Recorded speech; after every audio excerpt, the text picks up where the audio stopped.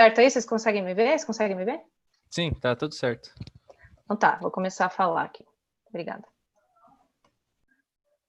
Beleza. Eu sou a Carol, tudo bem? Com quem aí já conseguiu entrar. Se alguém já tem problema, se alguém tem problema aí, alguma dificuldade em usar o Zoom, tentar dar um jeito de conseguir ver a minha tela, ver se vocês estão conseguindo ver aí a apresentação. Tem uma apresentaçãozinha em roxinho, assim, com umas bolinhas, com os tópicos que eu vou falar, e o meu videozinho. Eu tentei evitar aí o lado direito, que é, às vezes, onde você consegue ver os vídeos das pessoas, mas não sei. Espero que vocês consigam ver. Deixa eu aumentar a tela. Vou torcer para não cair aqui de novo, né? Tá. Se acontecer alguma coisa aí, se travar, Vini, mãe, alguém aí da equipe, me avisa. Tá legal? Então tá. Vão me falando. Qualquer coisa, se vocês precisarem perguntar aqui, eu tô com outro computador aqui olhando o chat. E eu vou começar aqui. Bom, deixa eu voltar.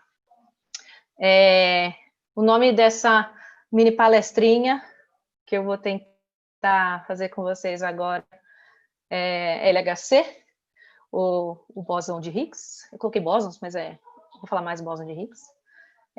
Antimatéria e matéria escura. São coisas que o pessoal está falando aí bastante agora, e então vamos tentar aprender. Aliás, que legal que você está aqui tentando aprender alguma coisa nova aí na quarentena. Parabéns por estar querendo aprender nessa época de fake news, essas coisas meio doidas que está acontecendo, enfim. Essa é a minha palestrinha, vou tentar comparar ficção com a realidade. Oi, Felipe, oi, Érica, tô vendo, ó, vai falando aí, tô vendo vocês aí no chat. Se precisar, escreve mais alguma coisa. Se travar aí, se não dá certo, é a primeira vez que eu tô fazendo isso. Para quem não sabe, eu sou professora, mas eu estava em licença maternidade, eu tenho uma bebezinha. Então, eu acho que a maioria dos professores está acostumada já a fazer isso, mas eu não estou muito. Eu fiz essa apresentação do Prezi, que tem, assim, animação, acho que bastante gente conhece o Prezi e tal, ele vai dar um zoom e tal. Eu já vi que ela vai ficar um pouco travada, ela não fica tão legal assim, mas eu acho que vai dar para ver o que eu preciso. Bom, essa sou eu aí, rapidinho, para você entender por que você tem que ouvir de mim. Quem que sou eu? Quem é essa menina aí que está falando?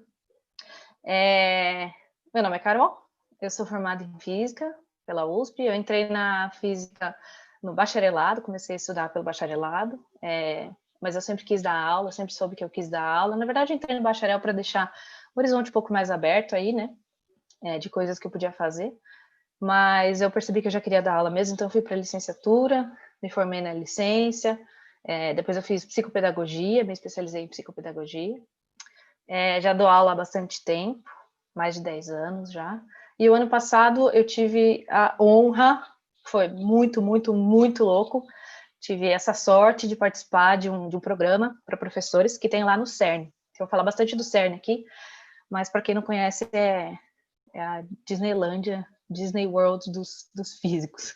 Assim, todo mundo quer ir para lá, ou saber mais de lá, enfim, onde tem, é o maior centro de pesquisa do mundo, é onde ultimamente estão conseguindo as maiores descobertas, enfim, é a maior referência assim, de pesquisa científica agora.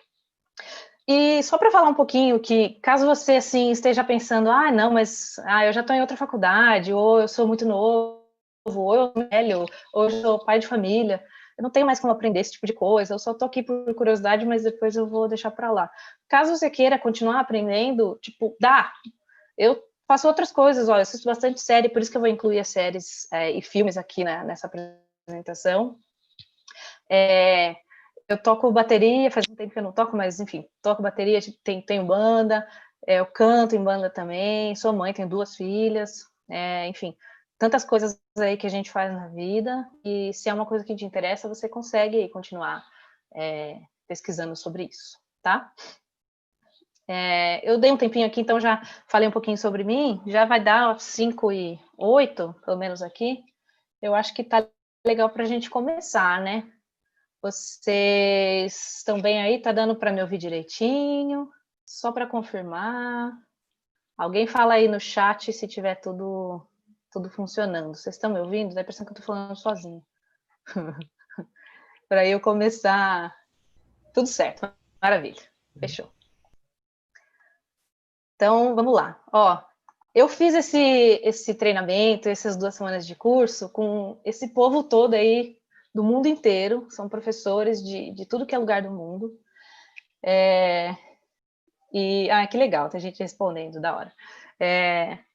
E olha aqui, assim, gente do mundo inteiro, todos querendo saber, assim, sobre esses assuntos bem loucos da física de agora.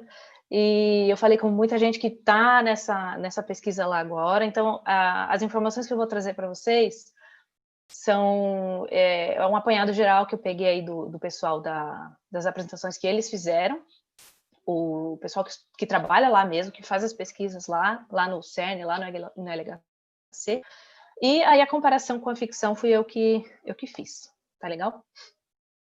Então vamos lá. Eu vou falar sobre esses assuntos e eu vou começar falando por que a gente estuda essas coisas tão loucas, o que tem a ver, assim, porque o pessoal fala muito nas minhas aulas, né, eu dou aula desde 11 anos para frente, o pessoal fala nas aulas, assim, essa frase clássica, que, sei lá, você já deve ter falado em alguma aula aí na sua vida, que é, para que eu vou usar esse negócio na minha vida? Para que eu uso? Para que serve? Não gosto, sei lá. E, como eu disse, o CERN foi esse lugar onde eu fiz esse treinamento para professores, é um centro de pesquisa na Europa, fica em Genebra. E, só para vocês terem uma ideia das coisas que vieram de lá, mesmo sem ter a intenção, então, lá a ideia é fazer pesquisa nuclear, então o nome significa Centro Europeu de Pesquisas Nucleares. Foi fundado em 54. Então, eles começaram querendo estudar isso, fazer esse tipo de pesquisa nuclear, mas aí eles vão desenvolvendo uma máquina, um detector novo, alguma coisa assim, e vão inventando umas coisas que a gente acabou usando no dia a dia. Então, por exemplo, tudo que é touchscreen agora que a gente usa, eles começaram lá. Foram lá desenvolvendo uma forma mais fácil de mexer lá em alguma máquina, em alguma coisa. Eles desenvolveram lá o touchscreen que a gente usa hoje. A própria internet, que a gente usa, assim, não sei vocês, mas eu já não consigo viver sem, né? Eu não nasci com internet, mas o pessoal que nasceu agora já, assim, não sabe como viver sem. Então, a nossa vida não seria a mesma, com certeza. Também foi trazido de lá. E, mais uma vez, não foi um negócio que eles pensam assim, nossa, vamos fazer uma parada para revolucionar o mundo inteiro que todo mundo vai usar? Não. Foi ali porque, assim, lá é um campus bem grande. Imagina um campus universitário, assim, bem grande. E tem vários laboratórios separados. Então, eles queriam um jeito aí de passar uma informação de um lugar para o outro, sem ter que ir fisicamente até lá. Então, foi aí que surgiu a internet. Outra coisa que eles fizeram foi, e eu vou também tocar mais nesse assunto, desenvolver algumas coisas que ajudam no diagnóstico e no tratamento de câncer. Então, radioterapia, por exemplo, alguns exames que são feitos para o diagnóstico vieram de lá. Eu não coloquei na minha apresentação lá, mas eu já tive câncer, sou ex-paciente oncológica também, e eu pessoalmente usei essas 2 coisas principais que vieram de lá, que tem a ver com câncer, que é o diagnóstico e o tratamento por radioterapia. Então, eu usei pessoalmente esse tipo de coisa. Foi bem louco quando eu cheguei lá, e cheguei no lugar que assim, desenvolveu a tecnologia que, de uma forma ou de outra, salvou minha vida. Assim, é bem louco isso. E que mais? Vamos ver. Algumas outras coisas que a gente não sabe. Antes de ter internet, a gente não sabia que precisava de internet. Antes de ter touchscreen, a gente não falou, nossa, eu preciso muito de um negócio que é uma tela que eu preciso tocar. A gente não sabia. Então, no futuro, vai vir aí mais algumas coisas que vão vir lá do CERN ou de outros lugares de pesquisa, né? E a gente nem sabia que precisava. Então, pode parecer um negócio meio louco, muito longe, assim. Não, a antimatéria é um negócio que a gente não usa no dia a dia, para que estudar esse negócio? Mas não, em algum momento a gente pode precisar e vai usar, né? E algumas dessas coisas a gente já está usando. Então tá. eu vou começar aqui nos assuntos específicos. Eu vou começar falando do LHC. Mais uma vez, se alguém entrou agora aí, se não estiver funcionando alguma coisa, se não estiver dando para me ouvir, ou se travar, porque já travou agora no começo, me avisa, que aí alguém me avisa aqui, beleza? Vamos ver. Eu estou aqui nessa primeira tela do LHC e tem essa imagenzinha. Então, o LHC é basicamente um túnelzão enorme. Ele chama acelerador de partículas porque são injetadas ali partículas, um feixe ali de partículas. E aí você acelera, numa velocidade bem alta, bem alta, próxima da luz. E aí você bate as coisas. Então ele foi feito para bater essas partículas. O que muita gente usa para explicar, e é o jeito mais fácil, é assim, se a gente quer saber do que as coisas são feitas, imagina uma criança que está brincando com um brinquedo lá, ela não sabe do que é feito aquele brinquedo. E começa a bater assim e sai as pecinhas. Então você descobre do que é feito quebrando lá aquele brinquedo. Então imagine se você bate, esses pedacinhos saem, você consegue ver do que essas coisas são feitas. A dificuldade é que as partículas elementares não são brinquedos, né? Então é um pouco mais difícil de descobrir exatamente do que eles são formados. Então eu coloquei aqui uns detalhes a mais. Se der certo, eu vou tentar colocar um videozinho aí para vocês. Mas só para vocês terem uma ideia, então esse LHC é um círculo, na verdade não é bem um círculo, é tipo um octógono, mas assim é mais fácil de entender. Então é um túnelzão, e olha que legal, que bastante gente não sabe que ele é dessa forma. Ele é debaixo da terra, ele não fica ali na superfície, ele é a 100 metros de profundidade, mais ou menos assim, né? Ele fica ali, tem alguns pontos que você desce lá com um elevadorzão para chegar lá embaixo. E ele é bem grande. O comprimento dele, eu coloquei aqui para vocês, o comprimento dele ali é 27 quilômetros. E nessa extensão desse túnelzão, tem os lugares onde você faz as partículas se baterem. Então, assim, dentro de todo esse túnel, elas são aceleradas, elas vão rodando, e em certos pontos você faz partículas colidirem. Normalmente eles fazem prótons se colidirem. E esses pontos são onde a gente chama dos experimentos. São 4 experimentos ali, que são de detectores para você conseguir explorar e estudar o que sai de cada uma dessas colisões. Daí, como ele é bem grandão, dá a impressão que, nossa, mas é enorme, mas lembra que as coisas que estão lá são coisas muito pequenininhas. Então, quando você faz elas rodarem muito e se baterem, olha o tanto de colisão que acontece, 40 milhões por segundo, quando eles estão com o feixe ali se colidindo. Cada colisão a gente chama de evento. Então, esses prótons vão lá, ou se você quiser, eles batem e saem, explodem. Tem essa colisão, que é chamada de evento. Eles são tão rápidos, que ficam tão perto da velocidade da luz, chega nesse número aí, 99,99991% da velocidade da luz. E aí, quando eles se colidem, em um desses 4 experimentos, o CMS e o ATLAS, eles são aqui opostos, eles medem mais ou menos as mesmas coisas. Por que precisa ter 2? Porque se você quer fazer, não é bem assim, mas você está investigando e vai fazer uma descoberta, mas você descobriu um negócio novo, tipo foi o Higgs, quando eles descobriram, você precisa ter pelo menos esses 2 conjuntos de medidas para que você confronte eles e veja se eles batem. Se você está lá só em um laboratório, não fica muito confiável. Então, por isso que tem esses 2 que eles medem mais ou menos a mesma coisa com outro vamos dizer, outro software e outro hardware lá, mas tentam medir as mesmas coisas.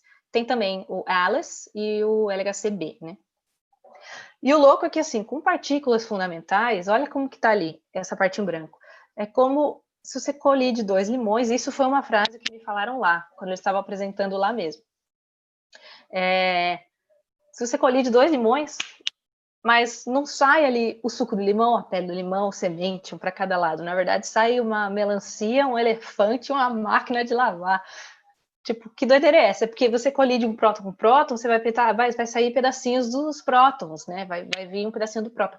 Mas não necessariamente, pode vir uma outra partícula que você nem imaginava, que você nem sabe que forma o próton, enfim, saem outras coisas bem loucas dessa colisão. Por isso que é bem difícil de você analisar.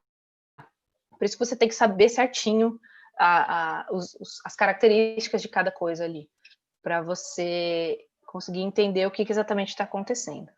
Eu vou ver se vai dar certo para eu mostrar esse videozinho.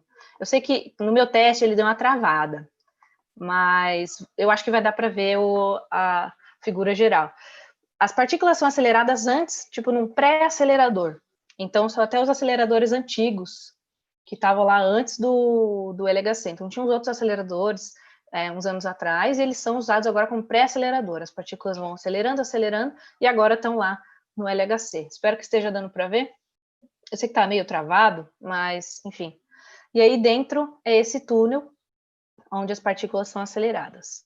Então, eles vão ter uma pré-aceleração e ficam a essa 99,9999 da velocidade da luz. Isso aí é um próton, não sei se vocês estão conseguindo ver, no meu outro computador está travando bastante, mas eu acho que dá para ter uma ideia. Então, esse próton acelerando aí, ele chega no lugar do detector, que é onde ele vai chegar já já. Então, ó, colide com outro próton e aí sai essas outras partículas dele. E esse detector, o trabalho dele é, através de várias camadas aí de detecção, eu já vou falar delas, eles conseguirem entender o que saiu dessa colisão. Beleza? Bom, acho que deu para entender. Deixa eu voltar na apresentaçãozinha. Então, esse é o LHC. Ele é usado para estudar essas partículas que são aceleradas e batem, a gente bate uma na outra. Então, um pouquinho mais sobre os experimentos, né? Atlas, CMS, Alice e o LHC. Eu fui no CMS quando eu visitei, então, para vocês terem uma ideia, é bem grande. Eles são... O Atlas, por exemplo, ele é da altura de um prédio de 5 andares. O CMS acho que é de um prédio de uns 4 andares, por aí, 4, 5. É tudo isso que está atrás de mim, tá vendo? Então, ele é bem grande e é meio irônico você pensar que você precisa de uma máquina tão grande para perceber, para ver, para estudar coisas tão pequenininhas. Para mim, isso é bem louco, assim. E quanto menorzinha a coisa, com maior energia, assim, você quer ver, você precisa de uma máquina maior, você precisa de mais energia. Então, essa aqui sou eu. Opa, volta. Neste que é o CMS, aqui, nesse que é um dos detectores. Ele funciona mais ou menos assim. Vamos ver se dá para entender. Eu vou tentar não entrar em muitos detalhes, até porque eu também não sei exatamente tudo. Mas eu vou tentar explicar mais ou menos como funciona. Imagina que isso aqui é um recorte, é uma partezinha de toda aquela bola que tá, todo aquele círculo que estava atrás de mim naquela foto. Então, é só um pedacinho. Então, aqui seria o centro daquele túnel. Você está dando para ver ali no meu mouse. Então, esse é o centro daquele túnel. Essa colisão, essa explosão, acontece aqui no meio, que é aqui, na verdade, aqui do lado esquerdo, né? Que é no meio desse túnel. E aí saem partículas. Como que você sabe que partículas são essas? Cada uma segue uma trajetória.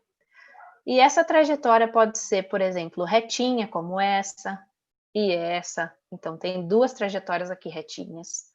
Se aquela partícula tem uma carga elétrica, ela vai ser defletida, ela pode virar para um lado ou para o outro. Então, na verdade, essa trajetória vai ser curvadinha como essa aqui, tá? Ou como essas outras. Então, essa é uma informação que você pode ter. Se ela é retinha, você também pode ver por essas camadas. Então, tem várias camadas que, vamos dizer, eles param partículas diferentes. Então, vamos ver essa daqui. Essa daqui é uma certa partícula que para aqui nesse primeiro calorímetro. Então, isso é um tipo de partícula. Essa próxima aqui, ela vai parar aqui no próximo detetor, digamos, na próxima camada. Essa daqui, que é um Charged Hadron, que é um pion, uma outro tipo de partícula, vai parar aqui. Tá vendo que o elétron, por exemplo, se ele Se ele parar nesse primeiro e tiver uma trajetória curvada, é um elétron. Se passar de tudo que é coisa, não para em lugar nenhum. A gente consegue ver que alguma coisa passou, ó, tá vendo? Esse daqui é um neutrino, né? Opa, desculpa, é um muon.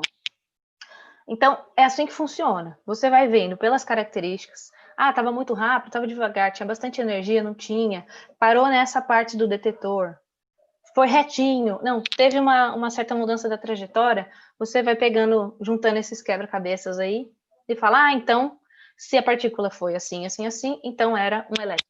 Então era um fóton, sei lá. Tá bom? Essa outra foto aqui é do Atlas.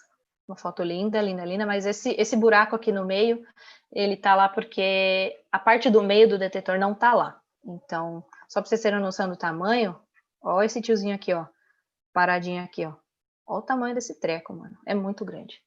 E ainda tá faltando toda a parte, isso aqui não fica, quando tá ligado o EHC, ele não fica, ou quando tá ligado o Atlas, né, ele não fica assim, esse buracão, fica todo preenchido aqui dentro. Mas essa foto é mais para vocês terem uma noção do tamanho. Bem louco, né? Agora, eu vou mostrar isso aqui só para vocês terem uma ideia do trabalho que dá de você entender isso aqui que eu acabei de explicar, essa explosão que acontece lá no meio. Se vocês conseguirem, escreve aí no chat se está dando para entender essas 4 imagens, tá? Até para ver se vocês estão me ouvindo legal, se vocês sabem, se vocês conseguem se comunicar comigo no chat. Essa primeira, imagina que é isso que você consegue ver pelos detetores. Ah, aconteceu um evento, que é essa colisão, e aí eu estou vendo todas essas trajetórias aí, tá? E aí, nessa segunda imagem na direita, ela está mostrando como se a gente tivesse, então eu vi que a trajetória, essa daqui em vermelhinho eu vou pintar de vermelho que é mais fácil, essa aqui eu vou pintar de amarelinho, vou pintar de rosa, vou separar o que é a trajetória de todas as partículas. Com cada uma dessas cores é uma partícula diferente. Aí, se você fizer um traçado, fica mais fácil de você observar qual que foi a trajetória, qual que foi exatamente o caminho que aquilo seguiu. Então, nessa terceira foto aí de baixo, são vários caminhos de várias coisas que saíram dessa colisão. Então, esses tracinhos coloridos no canto inferior esquerdo. Aí, então, parece fácil, né? Você consegue ver várias cores, você está conseguindo ver, o caminho que foi cada, você vê o que cada uma é, pronto, acabou. Só que a realidade que você consegue ver pelos detetores é esse canto inferior direito aí. São todas essas bolinhas, essas coisas, assim, absurdas, essa quantidade absurda de informação. Então, é bem difícil de você conseguir separar o que é cada coisa. Inclusive, tem algumas coisas que você pode até descartar, né? Que você pode até tirar. Então, o poder computacional de tudo isso também é muito importante. Alguém consegue me dizer se deu para entender? Deu para entender essa explicação? Todo mundo entendendo? Tudo certo? Maravilha. Ótimo. Então tá. Então, para você ver que você, para explicar fica fácil, essas coisinhas rosinhas, azulzinha aí, tá facinho as partículas, mas a vida real assim, é um monte de informação. E aí se usa bastante computador. Por isso que é interessante que no CERN, ou em lugares assim em que acontece esse desenvolvimento científico, precisa de muita colaboração. Então, tem técnicos tem pessoal que sabe de analista, o pessoal da computação, o pessoal que manja de computador, tem muita engenharia envolvida, aí tem os físicos, então tem bastante gente envolvida nisso daí, tem muita gente envolvida nisso, de várias áreas diferentes. Para entender um pouquinho do que eles estudam e também já dar uma introdução aí para o que vai ser o bóson de Higgs, né? Que é esse cara aqui. Eu vou falar rapidinho, não vou tentar não dar muito detalhe, só falar o mínimo para dar para entender, porque também isso aí seria motivo para mais uma apresentação. Mas o que são esse modelo padrão? Isso é uma coisa bastante falada quando a gente começa a falar sobre essas partículas elementares aí. O que é esse modelo padrão? Ah, ótimo, todo mundo respondendo aqui, que ótimo. O que é esse modelo padrão? Lembra quando você estava na escola, ou se você está na escola, se você teve já alguma aula aí de tabela periódica? O que é uma tabela periódica? Conforme foram se conhecendo, estudando os elementos, a gente foi arranjando eles. A gente não foi eu que fiz, mas enfim, eu gosto de pensar que eu faço parte da comunidade científica, mas foi-se arranjando eles de uma forma que faz sentido e que a gente consiga tirar algumas informações disso. Então, essa primeira fileira, ele tem, não é fileira, mas enfim, eles têm propriedades parecidas, nessa coluna eles também têm propriedades parecidas, então conforme vão indo para lá, eles gostam de reagir mais ou menos. Então a tabela periódica dos elementos é um jeito de você enxergar esses elementos conhecidos e você até consegue tirar umas conclusões a respeito das características. Quando você fala de partículas elementares, então uma coisa que a gente sempre pensa seria o próton, o nêutron e o elétron. Nem falei disso até agora, porque eu tenho até uma imagenzinha quando for falar do bóson de Higgs. Mas isso é o que a gente conhece e é o que a gente fala na escola. Um átomo é formado, tem o núcleo lá e o elétronzinho em volta. E a gente já sabe que tem outras coisas que formam, por exemplo, o próton, e várias pessoas já ouviram falar, pelo menos nessa parte aqui, dos quarks. Então, os quarks são partículas menorzinhas ainda que formam o próton e o nêutron, por exemplo. São 3 quarks para cada um, 2 up e 1 down para o próton, 2 down e 1 up para o nêutron. E tem outros quarks que formam outras coisas. Então, a gente foi descobrindo outras partículas, e aí fomos vendo ali que tem outras que parecem ali com elétron, tem o muon, tem o tal, tem o neutrino, que algumas pessoas também já ouviram falar.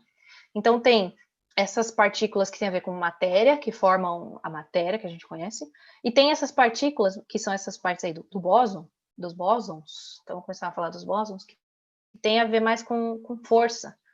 Então, são partículas que são ligadas com a força, e tem essas outras, essas do lado esquerdo aí, que as roxinhas é verdinha, são partículas ligadas com matéria. Então, digamos que esse modelo padrão são as partículas elementares, as menores coisinhas que a gente conhece, pelo menos até agora, e como elas, as características que elas têm, e arranjadas dessa forma. Nem sempre vai ser assim, igual a tabela periódica, é sempre mais ou menos do mesmo jeito.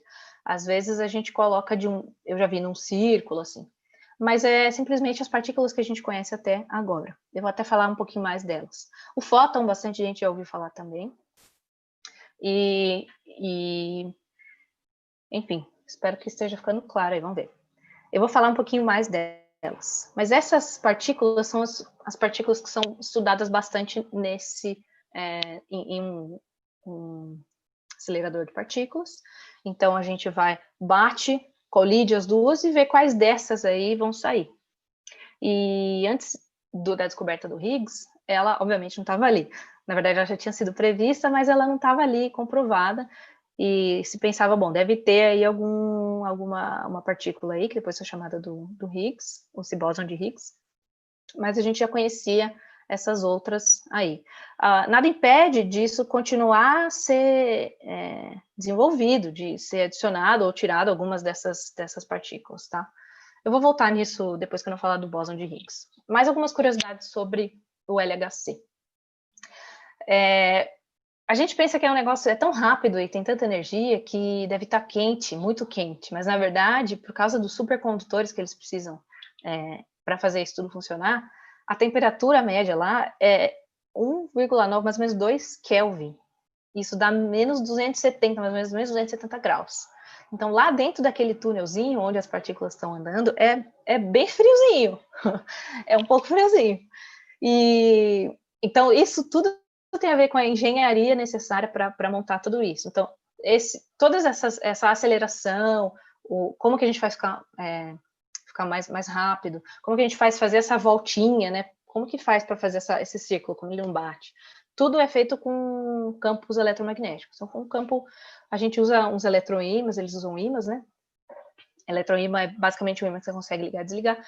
E para fazer essas partículas ficarem mais rápidas, para que elas não caiam por causa da gravidade, por exemplo, para que ela faça a curva, e para tudo isso funcionar, eles precisam de supercondutores, é por causa disso que tá essa temperatura bem baixinha. Louco, né? E como tá nessa temperatura bem baixa, não dá para, tipo assim, vamos desligar, nossa, deu ruim, vamos ter que desligar, ou então eles planejam já a cada 3 ou 4 anos para parar as atividades, para ter manutenção e melhorias. Então, tá funcionando, beleza, tá nessa temperatura, vamos ter que desligar agora. Apaga tudo aí, pronto, virou temperatura ambiente. Não dá, porque senão ia ter danos para toda a estrutura. Então, eles levam até 2 meses para, de pouquinho em pouquinho, dia após dia, irem mudando um pouquinho a temperatura, aumentando a temperatura, tanto para ligar quanto para desligar, né? Para chegar na temperatura que você quer. Então, demora bastante, porque as coisas são bastante sensíveis. O que mais? O que eu disse no começo, que já está sendo usado para tratar o câncer e para diagnosticar, são máquinas desse tipo, que são utilizadas direto ou indiretamente nesse tratamento. Então, também dá até para falar um pouquinho mais sobre isso mais para frente, mas já é usado e já estão pensando em coisas para melhorar ainda mais, para que faça, por exemplo, na radioterapia, para ficar bem certinho ali onde tem um tumor, para que não tenha dano nas outras células, mas eu vou falar disso mais para frente. O LHC ele foi planejado para durar um certo tempo e para aguentar uma certa energia, por exemplo, e ele vai durar até mais do que eles planejaram. De acordo com o pessoal de lá, eles falaram que vai durar até 2037, mas esses dias aí, umas semanas atrás, já foi aprovado o próximo, que eu vou falar também, o próximo e maior colisor que vai ser lá também. A energia lá, como são partículas muito pequenas, mas cada uma tem bastante energia, dá 360 megajoules. Isso para mim é muito esquisito, essa informação, mas tudo bem. É o mesmo que 70 quilos de chocolate. Eu não consigo me decidir se isso é muito ou se isso é pouco. Mas é a mesma energia dada por 70 quilos de chocolate. É esquisito comparar chocolate com um acelerador de partículas, mas enfim, é legal também. E possui mais de 9.000 ímãs. O que mais? Aqui, ó. Esse próximo colisor. E o futuro, como é que vai ser? Tá? Tem o LHC que já está funcionando, que já foi ligado 2, já vai tá desligado agora, vai para a 3ª vez. Vai durar bastante, mas e aí? Tem um certo limite. Então, lá no CERN, eles já estavam, ano passado, quando eu fui lá, eles já estavam tudo em processo de confirmação. Eles estavam querendo pegar as autorizações de todo mundo, porque envolve muito dinheiro e políticos e muitos países que são dos países, os países membros. Agora, se não me engano, são 21 países membros, a maioria é europeu, não sei se são todos, acho que é a maioria. E vários países que também têm contribuição, mas todos eles têm que ajudar de alguma forma financeiramente e também vai mudar, vai ter a construção ali nos arredores, enfim. Eles precisavam de autorização e conseguiram esses dias aí para construir esse novo acelerador. Agora que o LHC está desligado, ele não tá funcionando agora. Ele está desligado, se preparando para ser ligado de novo. Eles estão aprimorando, eles estão melhorando a luminosidade, que como eu escrevi ali, é a quantidade de eventos. Lembra que eventos é uma colisão, evento é uma colisão. Então, para conseguir ver mais coisas, digamos assim, ele tá sendo melhorado. Mas isso vai ter um limite, pelo tamanho dele, pelo jeito, pela configuração que ele tá. Então, por isso que eles estão construindo um maior ainda, que é o FCC, que é o Future Circular Collider. Só para você ter uma ideia, o LHC já é grande pra caramba, esse FCC vai ter 100 quilômetros de comprimento, então, na circunferência, né? Ele é bem grandão, E aí vai começar a construir, ele não foi começado. Alguém aí falando nos comentários também, não sei se tem alguém aí de Campinas, acho que não tenho certeza quem que foi, mas também o ano passado ou retrasado, saiu também em algumas notícias de que aqui a gente também construiu um acelerador parecido. Já existiam outros aceleradores de partículas no Brasil, tem um na USP, tem um na Unicamp, só que nem todos são assim, esse circular. O da USP é um prédio assim, retinho. O de Campinas é um pouquinho maior, e agora tem esse que chama Sirius, que é bem bacana, assim, pelo menos coloca o Brasil aí no meio desses países grandes que têm acesso, que estão investindo nesse tipo de pesquisa. Tá bom? Eu tô de olho aqui em tudo que é lugar para ver se tem alguém me avisando que tá com algum problema. Isso é muito esquisito não ver pessoas, porque dá a impressão que se a internet cai, eu fico falando sozinha e eu não vou perceber. Vamos lá, eu vou continuar então. Então, cheguei na parte de comparar com a ficção. Então, uma das coisas que eu queria fazer nessa apresentaçãozinha, até para ficar mais dinâmico, mais legal, é comparar com o que a gente consegue ver aí em filmes ou séries. E eu nunca tinha assistido esse seriado aí, o The Flash, que é da Netflix, e sempre que eu dava aula e falava de acelerador de partícula, eu falava com alguém, falava assim, igual no Flash, né? E eu não conhecia. Então, eu assisti essa semana para ver mais ou menos o que eles falam. Então, pelo que eu entendi, lá nessa série do Flash, que é aquele cara que corre pra caramba, tem um acelerador de partículas, e lá no primeiro e segundo episódio o primeiro episódio já acontece tem um acidente e tal, isso tem tudo a ver com como o Flash ganha lá os poderes dele lá, sei lá. E focando aí no que eles falam sobre o acelerador, eles falam assim, isso eu peguei de lá. Eu não tô querendo falar que eles estão errados, uma coisa assim. Eu só quero comentar, tá? Com todas as séries. Desculpa. Com todas as séries dos filmes todos eles que eu comentar, a maioria eu gosto, aliás, todos. E eu não tô falando que eles são horrorosos, mesmo se eu falar assim, na verdade não é bem assim. Na verdade é só pra gente confrontar com o que a gente consegue agora. Aliás, é muito comum você ver um físico ou um cientista falar assim, isso aí é impossível, isso aí não dá para fazer. Isso aqui é impossível.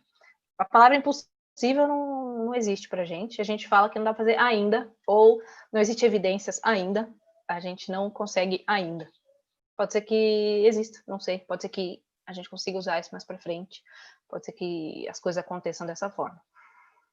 Mas no caso do Flash, o interessante é que eles usam bastante coisas ao mesmo tempo. Então, eu escrevi isso aí, ó, que eles falam, que é a explicação que eles dão lá.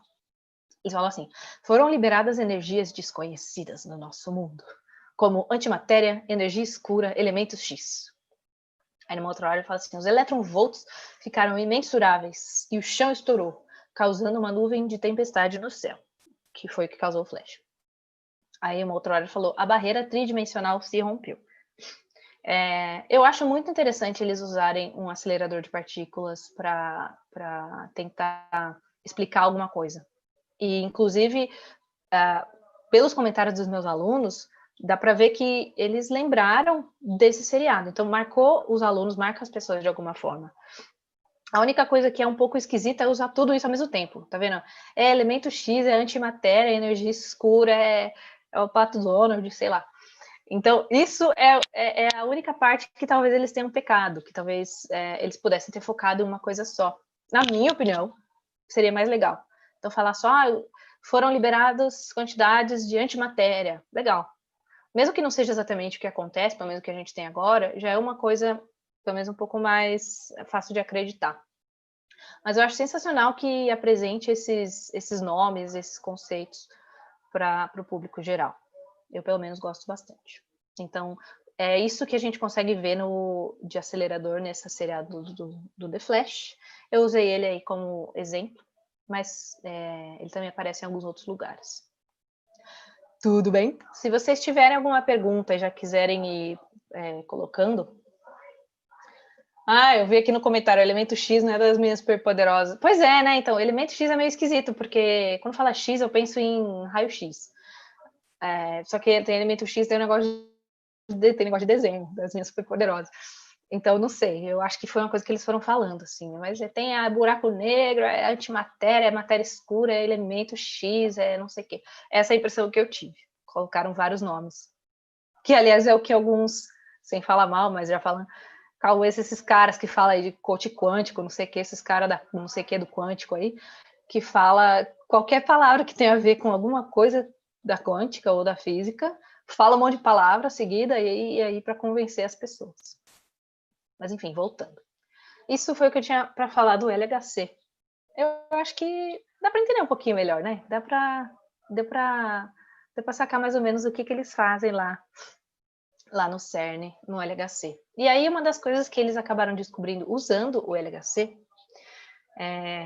foi o bóson de Higgs, que é uma coisa muito falada porque foi chamado pela mídia, foi chamado por algumas pessoas, muitas pessoas, de a partícula de Deus. Então, ficou bem assim, uns anos atrás, pelo menos na descoberta, em 2012, não é na descoberta, deixa eu ver como é que eu vou falar isso, quando foi comprovado experimentalmente, em 2012, eu prefiro falar isso, em vez de descoberta, mas tudo bem.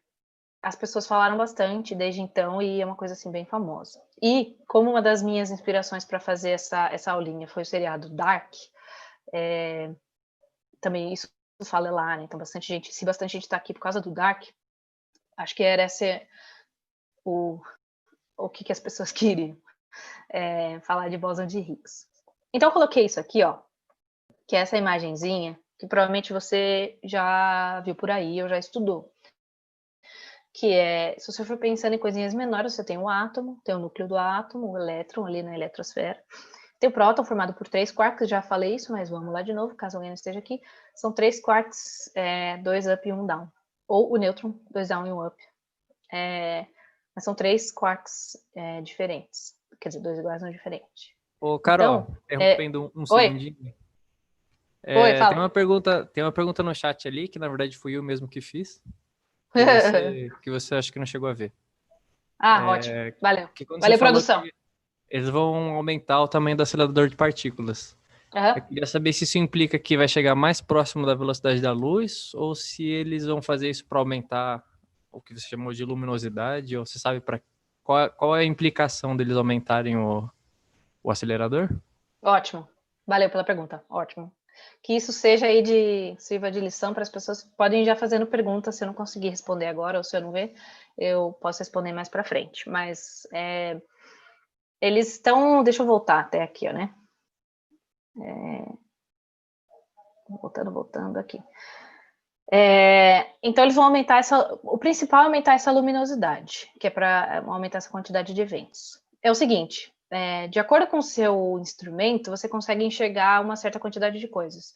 Então, por exemplo, se você tem um microscópio, dependendo das lentes que você tem, você consegue ter um certo aumento. Então, você vai conseguir enxergar um pouquinho melhor lá uma folha. Se você tem um microscópio um pouquinho melhor, você talvez consiga ver as células dessa folha. Se você tem um microscópio eletrônico, ou você consegue ver cada vez mais, você vai enxergando outras coisas. Em termos de acelerador, isso tá ligado com a energia. Então, se você quer observar partículas com energias mais altas, se você quer observar alguns tipos de partículas, você precisa aumentar, não necessariamente aumentar o tamanho, é isso que eles vão fazer agora, mas você pode aumentar a força dos ímãs, dos eletroímãs, você pode mudar alguns detalhes lá, e você pode aumentar o tamanho desse acelerador. Então, é como se o LHC ele te dá uma possibilidade de enxergar certas partículas com certos valores de energia. E o Higgs estava ali nesse meio, então você conseguiu observar, já vou falar mais dele.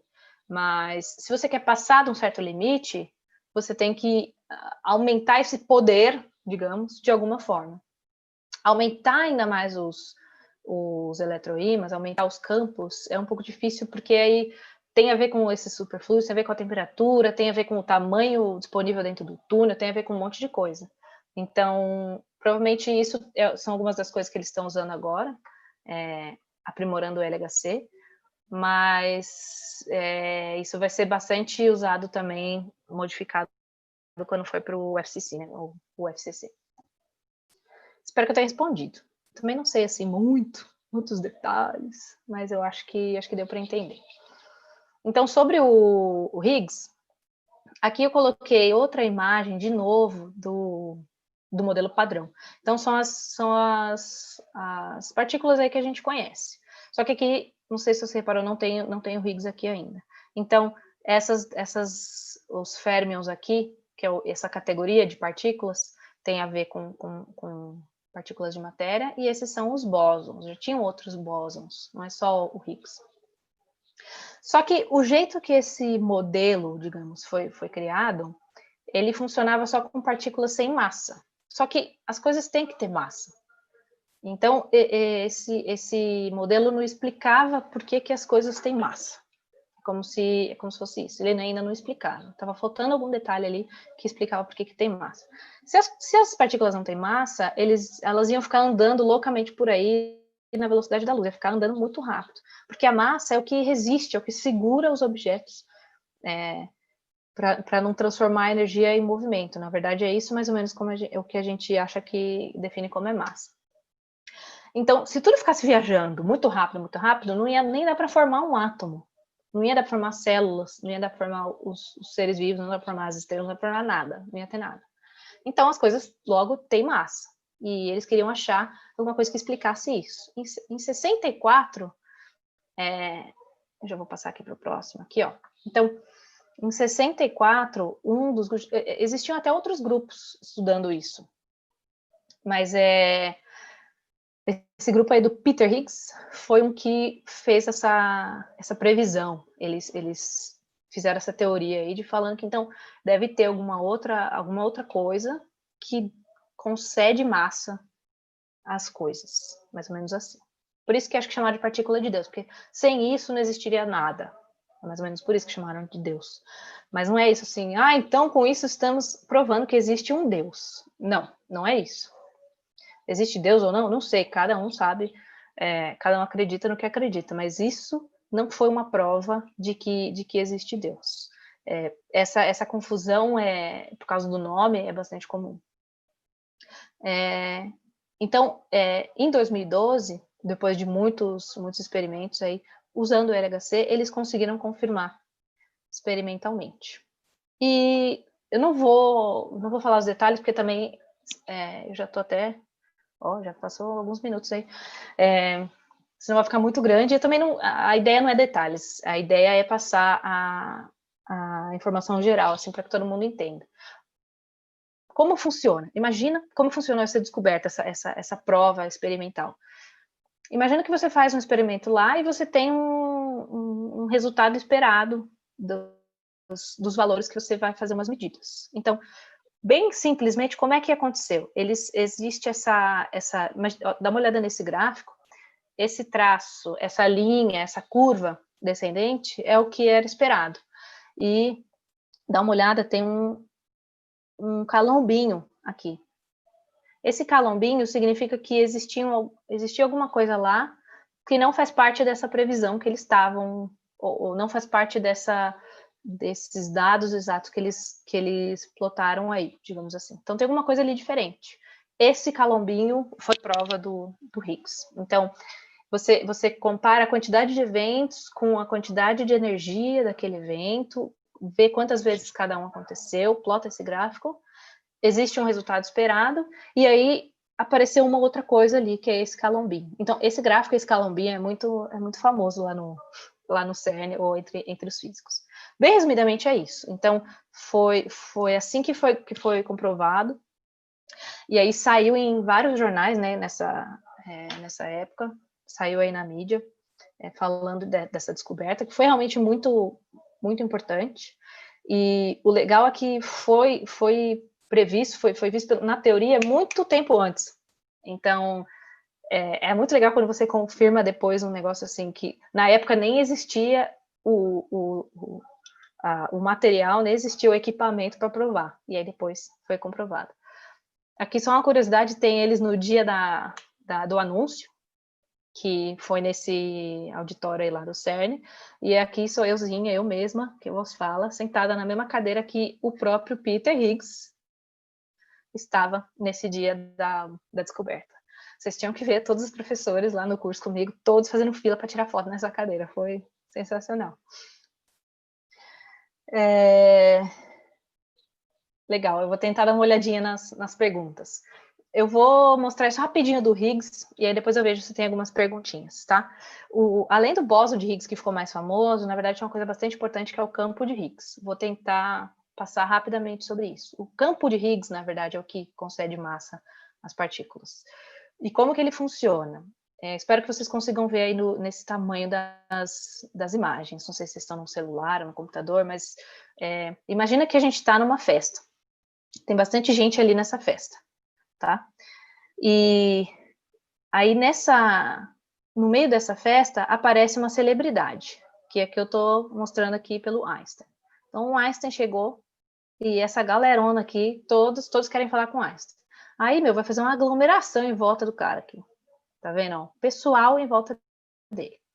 Para ele atravessar esse pessoal, ele vai andar devagarzinho, ele não vai conseguir andar muito rápido. Mas eventualmente ele vai conseguir atravessar. Quanto mais famosa essa pessoa, mais gente vai ter em volta, mais difícil vai ser para ela atravessar esse lugar. E, por outro lado, você parecer tipo um Zé Ninguém lá, tipo eu, uma pessoa do nada, uma pessoa X aí dessa festa, ela vai conseguir atravessar sem problema, não vai ter esse aglomerado de gente em volta. Então, a analogia aqui é que as pessoas são o campo de Higgs, as pessoas, os convidados da festa. A pessoa que não é famosa, uma pessoa qualquer que passa rapidinho, seria um fóton, por exemplo, alguma partícula sem massa, que não é alterado pelo campo de Higgs. E o Einstein, a pessoa famosa que tem uma certa resistência para se mover, é uma partícula com massa, que lembra que a massa é essa dificuldade em se transformar em energia em movimento, a dificuldade é uma resistência a se movimentar. Então, na verdade, é o campo de Higgs que dá a massa às coisas. O que seria o bóson de Higgs? O bóson de Higgs, de uma forma mais fácil, pelo menos a forma mais fácil que eu entendi e que eu achei de compartilhar, são essas duas imagens aí de baixo. Esse carinha aí da esquerda, ele tá como se ele estivesse fazendo uma fofoca. Olha, aconteceu tal coisa lá fora, sei lá. E aí essa fofoca vai se propagando de uma pessoa para outra, de forma que sempre vai ter um aglomeradinho de pessoas falando dessa fofoca, e aí vai passando para frente, vai passando para frente. Então, essa perturbação, tipo essa ondinha no campo de Higgs é um bóson de Higgs. É mais ou menos isso que ele é. E aí isso aqui, só um pouquinho de humor, que tá falando que o Higgs é a partícula responsável para dar massa para as outras partículas. E aí tá um Higgsinho falando para outra, você é gordo. Um pouquinho de humor de físicos. Hahaha. Que esse bóson de Higgs, onde que ele já apareceu na ficção? Então chegamos aí na parte do Dark, caso você esteja aqui por causa disso. Eu assisti todas as temporadas, mas eu assisti quando foram lançadas, então tem coisa que eu não lembro. Aliás, eu até recebi a ajuda do Ruben, não sei se ele está por aí, mas que me ajudou a ver exatamente o que foi falado. Valeu aí, obrigado, Ruben. O que foi falado e onde nos episódios, e eu até voltei lá para ver exatamente o que eles falaram. Na verdade, antes de eu falar qualquer detalhe, eu acho que Dark é bastante interessante, assim como o filme Interestelar, por exemplo, que tentou usar conceitos muito complicados de física, mas de uma forma que ficasse interessante, ficasse bem... O entretenimento ali ficou legal. Não precisa ser 100% correto, até porque a gente não sabe o que é 100% correto. Coisas como o bóson de Higgs ou antimatéria, matéria escura, a gente não sabe direito o que elas são exatamente ainda. E, aliás, até coisas que a gente acha que sabe o que são, daqui a um tempo, 100 anos, 50 anos, 2 anos, a gente pode descobrir alguma coisa nova. Então, eles usaram o suficiente da ciência para ficar bem bacana, assim, cientificamente falando. Então, então quer dizer que dá para usar isso aí para fazer umas máquinas do tempo? Não sei, acho que não. Pelo menos por enquanto. Aliás, detalhe, não quer dizer que não dá para viajar no tempo. De acordo com Einstein aí, com a teoria da relatividade, tem um certo jeito aí, quem sabe, teoricamente, de viajar para o futuro. Para o passado a gente ainda não sabe, até porque no passado dá essas coisas bem loucas, igual o paradoxo de Bootstrap, que algumas pessoas até me perguntaram lá no Instagram. E eu não vou ter tempo de falar disso agora, mas qualquer coisa a gente faz mais um evento sobre isso. Então, no Dark, eles falaram isso aí, ó. Eu coloquei essa imagenzinha, que é uma parte quando eles estão tentando desenvolver essa máquina do tempo, manipular isso aqui. Eu achei muito difícil de separar no Dark, quando ele está falando de bóson de Higgs, que lá eles chamam basicamente de partícula de Deus, e quando eles estão falando de matéria escura. Então, pelo que eu entendi, por isso que eu coloquei aqui, ó, bóson de Higgs ou matéria escura, eu não sei muito bem quando ele fala de um, quando ele fala de outro. Talvez alguém que tenha assistido mais de uma vez tenha entendido melhor. Mas, pelo que eu entendi, e como diz aqui nessa primeira fase, ó, eles falam assim: nós conseguimos estabilizar a partícula de Deus e a massa resultante dela. Então, pelo que eu entendi na história do Dark, eles conseguiram manipular o Higgs, essa partícula que eles chamam de partícula de Deus, e com ela eles conseguiram formar ou produzir uma matéria escura. E aí é com ela que eles fazem essa viagem no tempo. Eu acho. Isso é o que eu entendi, pelo menos. Não sei. Eles falaram também assim, ó, um estado estável, ela pode criar um tipo de portal que talvez possibilite a viagem no tempo. Então, eu acho que quando cria esse portal, que é essa bolinha perfeita que está ali na foto, eu acho que eles estão chamando já de matéria escura. E eles falaram, se a matéria receber voltagem suficiente, ela pode ser mantida em estado estável a longo prazo. Eles devem ser produzidos por um gerador de corrente alternado suficiente. Então, quer dizer, tem muito a ver ali corrente alternada com mantido em estado estável. Não sei, eles não explicam nada exatamente físico, mas são palavras que fazem sentido, são coisas que têm a ver. E eles também não iam ficar dando detalhes da ciência, senão não fica. A parte do entretenimento ali fica perdida, né? Então, eu acho, na minha opinião, esse seriado Dark deu detalhes suficientes das coisas que a gente conhece e explicou de uma forma bem convincente como isso seria feito. Porém, não existe nenhuma, pelo que eu saiba, não existe assim essa relação de você usa bóson de Higgs para fazer matéria escura. Alguém pode me corrigir se eu estiver errada, mas eu acho que não tem essa ligação direta. Mas mesmo assim, achei louvável o jeito que eles usaram, eu achei bem interessante e pelo menos, em último caso, pelo menos eles fizeram as pessoas se interessarem bastante sobre isso. Né? Então eu achei bem bacana mesmo. O que mais?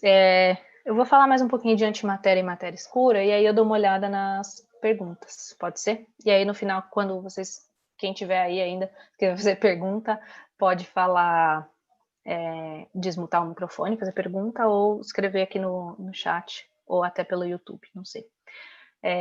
Então vamos lá. Eu também tenho um pouquinho sobre antimatéria. Antimatéria é bem louco, bem louco. Não que Higgs não seja, mas é que eu tenho um certo carinho por antimatéria, porque lá no CERN, quando eu estava lá no passado, a gente foi dividido em grupos e cada um teve que apresentar alguma coisa. Meu grupo apresentou sobre antimatéria. Então, eu gosto bastante. Outro motivo de eu gostar bastante é que antimatéria é a parte que tem a ver com o tratamento de câncer. Então, como eu disse antes, como eu fui paciente, eu tive câncer um tempo atrás, tive um linfoma, e eu usei desse tratamento, e eu fiz os exames que tem a ver com isso, eu tenho uma ligação aí, pessoal. Mas o que é antimatéria? O que é esse negócio aí? Caso você já tenha ouvido falar, ou não, antimatéria, na verdade, é igual a matéria. É quase tudo igual. São coisas do mesmo tamanho, que são bem parecidas, têm as mesmas características, mesmas propriedades, mas a carga é outra. É isso, a carga é oposta. Então, por exemplo, a gente sabe, a maioria das pessoas lembra que tem o próton e o elétron, e que eles têm, um é positivo e outro é negativo. Então, mas o próton não é a antimatéria do elétron, e vice-versa, eles não são antimatéria do outro, porque eles têm massas diferentes, eles têm tamanhos diferentes, os dois são matéria. O que é a antimatéria? Aqui eu tenho um exemplo, esse é o próton, e esse seria o antipróton. O antipróton é exatamente igual ao próton, com 3 quarks, bonitinho, mesmo tamanho e tal, só que ele é negativo. E aqui eu tenho o elétron, e o antimatéria do elétron, que é o pósitron. Ele tem o nome, é igualzinho ao elétron, só que positivo. Do lado esquerdo tem o hidrogênio, e do lado direito um anti-hidrogênio, que é formado com os dois pedacinhos de antimatéria do hidrogênio. Quando matéria e antimatéria se encontram, existe esse processo, esse negócio chama aniquilação. Ou seja, é como se esses trecos sumissem, explodissem, só que libera um pouquinho de energia, libera um pouquinho de luz. Então, eles produzem fótons. Isso já é usado agora. Então, antimatéria, para muita gente, é um negócio meio que de ficção científica. É um treco tão bem louco assim que as pessoas acham que não existe. Ou é invenção, ou vai ter. Não, já é produzido, já existe antimatéria, já é usado. O louco da antimatéria é que o que se entende, o que os cientistas entendem é essa última parte que eu coloquei aqui. O universo era para ser 50% matéria, 50% antimatéria, era para ser um equilíbrio, assim, quando tudo foi criado, teoricamente, o que se acredita é que foi criado as partículas e as antipartículas. Foi tudo criado. Só que quando você mede isso aí, quando você dá uma olhada, não é exatamente essa a proporção que você tem. Não é isso que você acha. É tipo quase que só matéria e pouquíssimo de antimatéria. E isso é um mistério que espero que alguém que esteja vendo ou algum novo cientista aí que vai ser a pessoa que vai descobrir. Não se sabe exatamente por que tem essa descompensação, esse desequilíbrio entre matéria e antimatéria. Mas estão, claro, investigando, né? Então, de novo, para quem acha que é um negócio assim muito só da ficção, não, já é produzida, mas na verdade não é produzido em grande quantidade, não é produzido antimatéria, é produzido só algumas antipartículas. 2002 foi a primeira vez que eles conseguiram produzir esse anti-hidrogênio. E aí, como é que faz para produzir antimatéria? Você também colide partículas elementares, você consegue pegar ali uns pedacinhos e ir formando um antipróton e um pósitron, e aí formar um antihidrogênio. Não é fácil, mas é a parte mais fácil. A parte mais difícil é segurar esse negócio ali, manter isso aí junto, então confinar as partículas. Pelo menos até o ano passado, que foi quando eu tive essa apresentação, eles conseguiam confinar mais ou menos 10 das partículas que eles produziam. Então, produz um monte e só consegue segurar algumas. Tá? 0,001 das partículas que eles conseguem fazer. E para manter isso ali confinado, você tem que resfriar essas partículas, que também é um desafio. É o maior desafio. Eles, se eu não me engano, tem que chegar em 1 microkelvin e eles estão só 0,1. Tem que chegar em 0,001.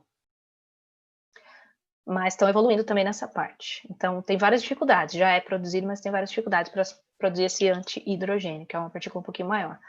Pósitron, que é a antimatéria do elétron, já é produzida com um pouco mais facilidade, que é o que é usado aqui, ó, que eu coloquei aqui embaixo, para esses exames de imagem tipo PET-CT. Eu fiz 3 PET-CT quando eu estava com câncer, e é um dos exames mais exatos, mais precisos e mais caros que tem agora.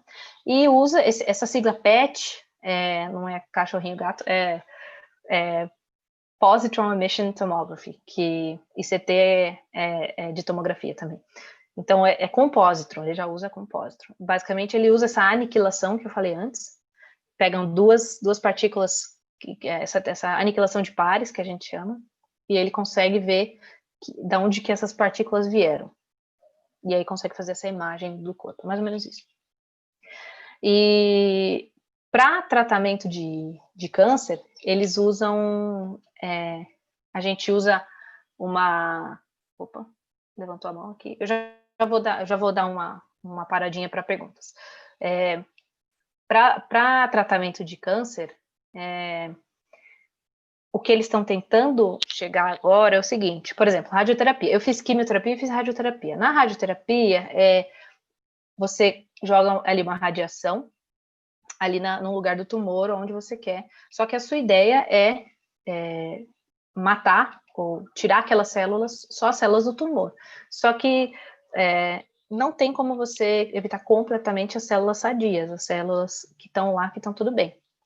Então, para o futuro, eles estão querendo usar antiprótons para esse tipo de terapia, para radioterapia, e isso é muito louco, que esses antiprótons, eles vão melhorar essa radioterapia de forma que a radiação nas células saudáveis vai diminuir muito, eles vão conseguir concentrar muito, e isso é tão interessante que se a gente quiser, se vocês quiserem, a gente pode falar só disso outro dia, concentrar ali esse tipo de radioterapia vai ficar muito mais concentrada só no tumor. Então, vai ter menos efeitos colaterais, vai ter menos problemas, né, decorrente da radiação. Uma coisa que eles também planejam é usar como um tipo de combustível. Aliás, alguns vídeos, seriado, filme também pensam nisso, tanto antimatéria quanto matéria escura como um tipo de combustível, né? Mas teoricamente é possível. Vão tentar. Eu vi que levantaram a mão, mas eu vou, só para não me perder, Eu vou tentar terminar, já que eu já estou terminando, só falta isso, matéria escura, e aí depois a gente abre para perguntas. Na ficção, onde que já apareceu? Deixa eu voltar aqui. Onde que já apareceu? Eu já vi no filme Anjos e Demônios, já apareceu, também tem no, quem gosta de Star Trek, de Jornada das Estrelas, também é um combustível lá da Enterprise. Então, já foi utilizado na ficção como combustível também. E no filme Anjos e Demônios é usado como tipo uma arma. Aliás, anos atrás também, algumas pesquisas foram para esse lado, assim, para tentar transformar numa arma. Porque, já que se a matéria, quando encontra antimatéria, tem essa aniquilação, tem essa explosão, a gente pode usar como algum tipo de bomba. Teoricamente, talvez sim, dê para usar. Mas coisas como do filme Anjos e Demônios, que eles usaram esse containerzinho aí, para já ter uma arma agora, isso ainda não dá para fazer, porque não se consegue produzir e manter quantidade suficiente. Só por isso. Mas, assim, seria possível. Tem uma certa probabilidade aí de dar para acontecer. Mas ainda não. Ainda não se produz quantidade suficiente para que a gente consiga fazer uma bomba. Ainda bem, né? Mas também é preciso... existe a parte boa, né, de conseguir produzir uma maior quantidade. Então, eles ainda estão tentando, mas também dá para levar para essa parte ruinzinha. Isso foi sobre antimatéria, vê? E se você tem uma pergunta, que eu só vou falar de matéria escura, porque eu não sei muito sobre matéria escura, porque ninguém sabe muito sobre matéria escura. E então vai ser rapidinho. Matéria escura também foi falado no Dark, então eu coloquei também ali na ficção que aparece no Dark, e também é usado bastante em alguns outros lugares agora na ficção. Em filmes, em livro, enfim. Dá uma olhada nesse gráfico aí de pizza. Qual que é a matéria escura? O que é a matéria escura? Qual que é a porcentagem? Tudo isso que eu estava falando até agora, que é matéria, os prótons, os átomos, eu, você, estrela, tudo que é matéria, tudo que é o que a gente conhece de matéria, tá aí nessa tabelinha aí, nesse gráfico, tá ali no 4%. Estrela, planeta, tudo, você, eu, a Terra, o seu cachorro. A gente tem a estimação aí de que a matéria escura forma mais ou menos 1/4, 6% de tudo que tem aí no universo. E a energia escura, mais ou menos 70%. Mas assim, o que é matéria escura? Não sei muito bem, ninguém sabe muito bem. A gente sabe algumas coisas, mas não se sabe exatamente muitos detalhes da matéria escura. E essa energia escura ainda, que é um montão, que é tipo quase tudo. E, puta, aí a gente sabe menos ainda, cara. Na boa, a gente não sabe muito. A gente, quando eu digo a comunidade científica, a gente sabe muitos detalhes muitos não, sabe detalhes, algumas coisas de quanto...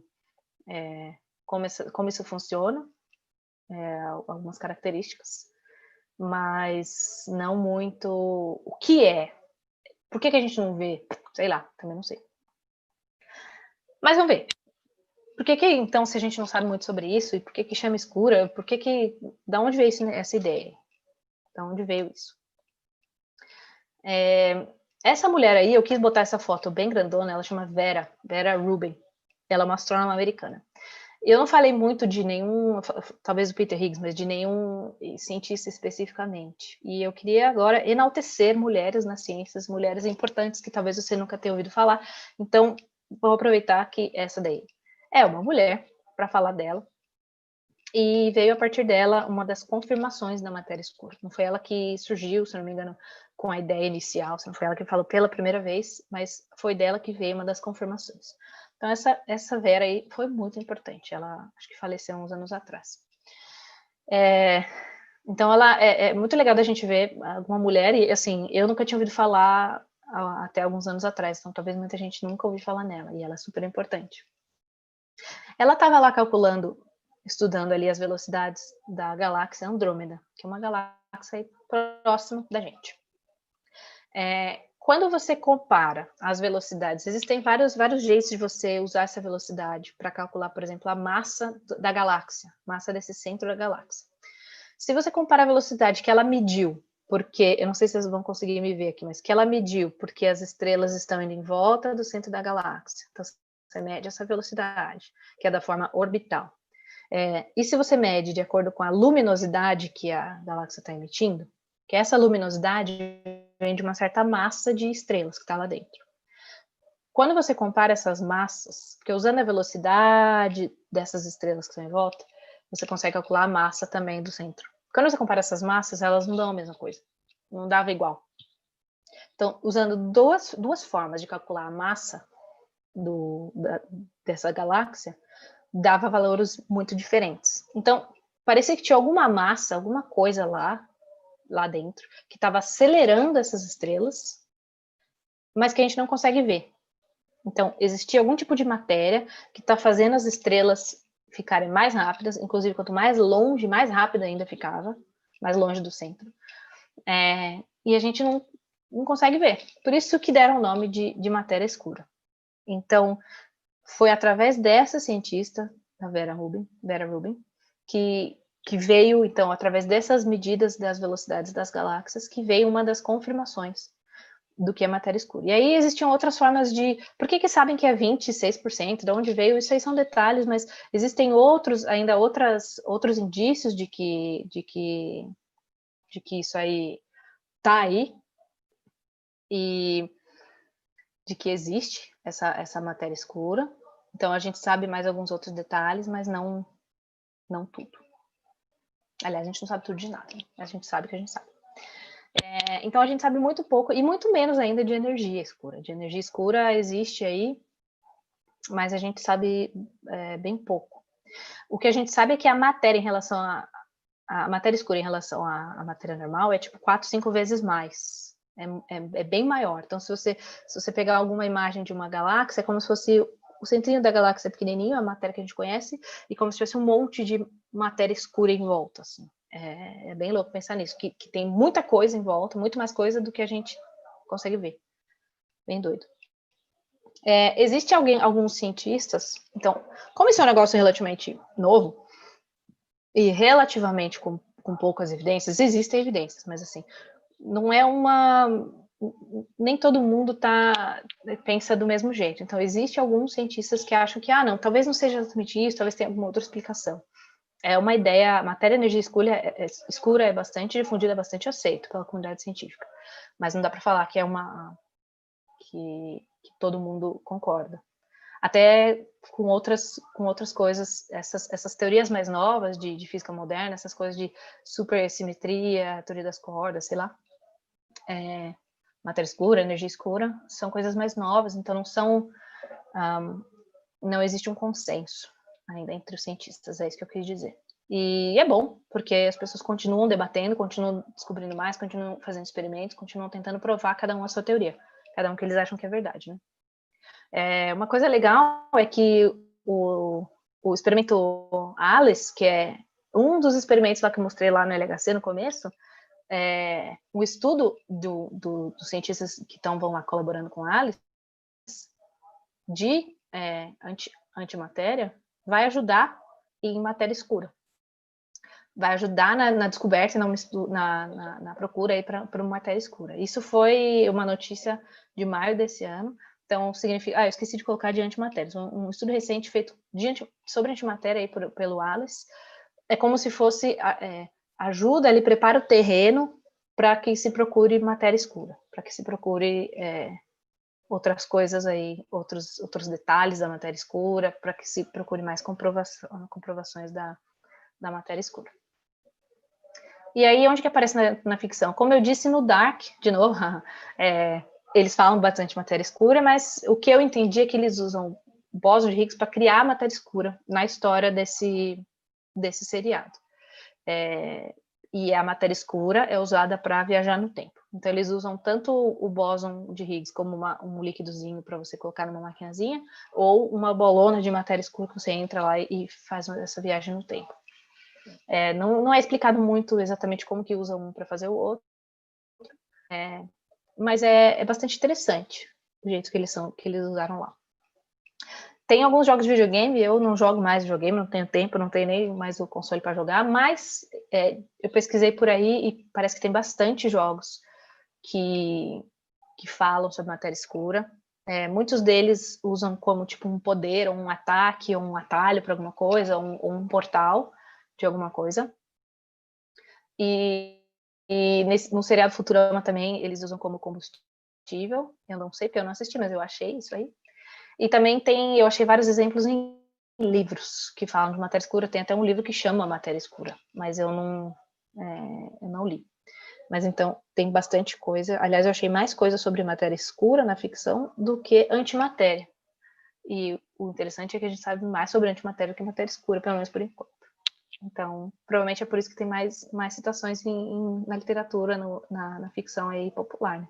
Que o pessoal ainda tem bastante ideias, é bastante aberto ainda para inventar, né? Sei lá. E eu acho que era isso que eu queria dizer. Obrigado aí quem ficou até agora. Espero que tenha sido divertido. Aí tá o meu e-mail, não sei se vocês conseguem ver, espero que vocês consigam ver. Tá aí o meu e-mail aí na tela, caso alguém queira fazer alguma pergunta. Não garanto que eu saiba responder, porque, né? Mas eu vou tentar o meu melhor. Agora também a gente pode passar um tempinho conversando, ou se alguém tiver alguma pergunta, de novo, se eu souber, eu posso tentar responder. Brigadão mesmo para quem ficou aí. Foi super legal ter essa primeira experiência. A gente pode tentar algumas perguntas, só não garanto que eu possa ficar assim, tipo, mó tempão aqui respondendo pergunta, porque, como eu disse, eu tenho 2 filhas, uma delas tem 4 meses. Mas dá para ficar, aliás, só de 4 meses tá aqui, mas dá para ficar um tempinho fazendo pergunta. Eu vi que o chat estava bem louco aqui, as pessoas estavam falando loucamente no chat, mas então eu não vou conseguir ler tudo que estava no chat. Eu acho que vai ser legal se a pessoa que tiver pergunta ou quiser falar de alguma coisa, se a pessoa desmutar aí, abre o microfone e faz a pergunta. Alguém quer fazer alguma pergunta? Alguém quer comentar alguma coisa? Alguém quer brigar comigo? Alguém quer falar alguma coisa? Quer conversar? O que vocês... Ou fala no chat, ou levanta a mão. Tem um negócio que dá para levantar a mão aqui. E também dá para você se desmutar e fazer a sua pergunta. Eu estou muito feliz que deu certo, porque no começo, quando eu abri isso aqui, travou tudo. Então, olha lá. Obrigada, Flávia. Valeu, prima. Ó, palminhas. Quem mais? Ó, tem bastante gente aí até agora. Que legal, meu. Que da hora. Se alguém quiser falar alguma coisa, não se acanhe. Pode perguntar. Senão... Oi, Carol! Oi! Aê, parabéns! Valeu, prima! Queria parabenizar, eu achei muito boa, não consegui começar desde o comecinho, mas eu achei muito legal. Eu confesso que mesmo sendo da área da ciência, essa parte da física foi uma área que eu não tenho também muito acesso, nem domínio, mas foi muito legal mesmo, parabéns. Eu vi que está gravando, eu super vou indicar para todos os meus alunos também, e a colegas professores, parabéns. Que bom, que bom. Obrigada, Flávia, brigadão, que legal que você gostou. Eu acho que é legal depois pegar essa gravação, eu vou tentar passar para os meus alunos que não conseguiram ver, para ex-alunos, eu vi que também vieram alguns ex-alunos aqui que apareceram. Tem a Sofia, se eu não me engano, era muito, muito fã de ciência e é muito bem na física, eu dei aula para ela no 9º ano, eu lembro de cada aluno. As pessoas devem ter até... Aí, sabia? Eu sei, meu. Você acha que eu não sei? Quem em casa chama Sofia Celine? Eu manjo dela para você no 9º ano, eu lembro das coisas. Olha lá, tá engenharia mecatrônica. Que da hora, meu. Parabéns, Sofia. Que legal que você está aqui. Então, ó, tem ex-alunos aqui já, eu vou passar para uns ex-alunos. Eu acho legal também falar que eu posso depois falar com um pouco mais de profundidade para outros professores. Então, a Flávia, que falou agora, também é professora da área de ciências, tem alguns outros que apareceram por aí também, que são professores também da área de ciências, ou que são outros professores, mas que vão gostar de falar sobre isso por algum motivo. Dá para a gente ter mais uma dessas aí. Também dá para, como eu falei de várias coisas, eu falei bem rápido de cada uma. Depois, qualquer coisa, a gente pode entrar aí com mais detalhes, fazer esse encontrinho aí de novo, de alguma coisa específica, né? também falar a gente não falou, tipo, de buraco negro, de outras coisas que as pessoas perguntam muito, né, de buraco de minhoca, essas coisas que a gente também dá para conversar. Carol, Oi, teve uma fala. pergunta lá atrás que você não chegou a ver no chat, que eu perguntei sobre se antimatéria tem na natureza, no universo por aí, ou se é só uma coisa feita em laboratório. E eu não. Acho que a Erika fez uma pergunta no YouTube também, perguntando se dá para fazer antimatéria de qualquer coisa, qualquer material em geral. Ótima. Valeu, produção. Aí, para quem não sabe, esse é meu irmão, minha mãe, eu carreguei todo mundo. O meu marido, que tá tendo que ficar com a bebê, o meu irmão e minha mãe, que estão ajudando aqui, fizeram os testes comigo para descobrir como é que usa essas bagaças todas, e que agora estão olhando aí, deixando todo mundo entrar na sala e dando uma olhada. Valeu, Vini. Então, sobre as perguntas. Sim, na verdade, assim, antimatéria existe, já existe por aí, dá para você medir, dá para você encontrar. Existe muito, muito, muito menos do que a gente previa. A gente, de novo, eu me incluo na comunidade científica, porque eu acho que eu faço parte, porque eu gosto de pensar assim, mas não fui eu que fiz, tá? Mas os físicos, ou enfim, os cientistas, hoje, eu gosto de chamar de cientistas porque não tem só físico especificamente, mas os cientistas aí têm provas de que existe antimatéria, e já foi detectada. Tem coisa tipo em raios cósmicos e tal. Mas é muito menos do que se imaginar. O que se imagina é que, tipo, no Big Bang, quando se criou o mundo, se você acredita que foi no Big Bang, por exemplo, que foi criada iguais quantidades de matéria e de antimatéria, que era para ser metade e metade. E, na verdade, agora o que a gente consegue medir é que antimatéria está muito menos. Não se sabe por quê, não se sabe como, não se sabe em que momento isso aconteceu, até agora. Então, existe, mas bem menos. E dá para se fazer. Então, dá para, como eu disse, o antielétron, que é o positron, já é mais fácil de fazer, já é feito até para tratamentos. Aí estão passando para coisas maiores. Aí fizeram um antipróton, aí tentaram juntar o antipróton com o antielétron, que é o positron, fizeram um antihidrogênio. E aí o elemento um pouco maior que o hidrogênio é o hélio. Então estão tentando fazer um anti-hélio.